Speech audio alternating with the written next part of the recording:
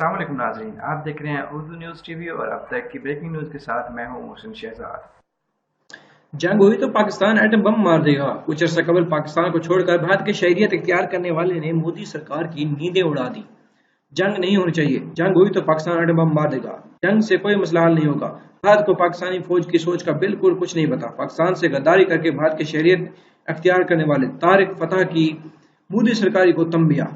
तफसीलात के अनुसार पाकिस्तान से गद्दारी करके भारत की शहरियत अख्तियार करने वाले तारिक फतह ने मोदी सरकार को खबरदार करते हुए कहा कि पाकिस्तान से जंग न करना हिंदुस्तान की चापलूसी और पाकिस्तान के खिलाफ जहर उगलने वाले तारिक फतह ने कहा कि जंग नहीं होनी चाहिए, जंग किसी भी मसले का हल नहीं। अगर जंग हुई तो पाकिस्तान की फौज भारत पर एटम बम मारने से गुरेज नहीं करेगी।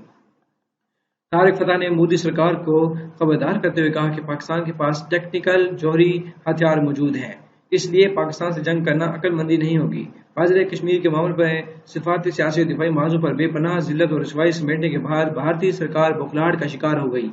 भारतीय वज़ीर दिफा राजनाथ सिंह ने अपने ट्विटर पैगाम में विदड़ धमकी दी कि भारत हालात को देखते हुए एटमी हमला में पहल न करने की अपनी पॉलिसी पर गौर कर रहा है।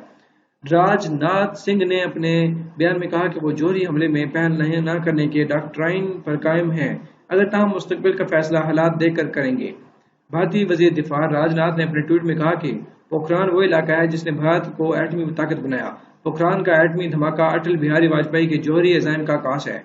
भारतीय वजीर दिफा राजनाथ सिंह के इस बयान से वाज़ेह होता है कि इस वक्त कश्मीर न्यूक्लियर फ्लैश पॉइंट बन चुका है।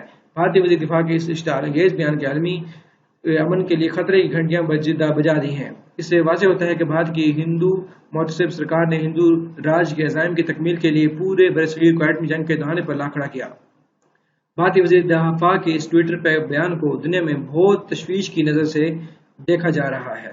अगर आप लोगों ने अभी तक उर्दू न्यूज़ टीवी को सब्सक्राइब नहीं किया तो सब्सक्राइब कीजिए, बेल आइकन जरूर ऑन कीजिए। इससे क्या होगा कि जो भी नई आने वाली वीडियो होगी उसका बदरीन नोटिफिकेशन आपको उसकी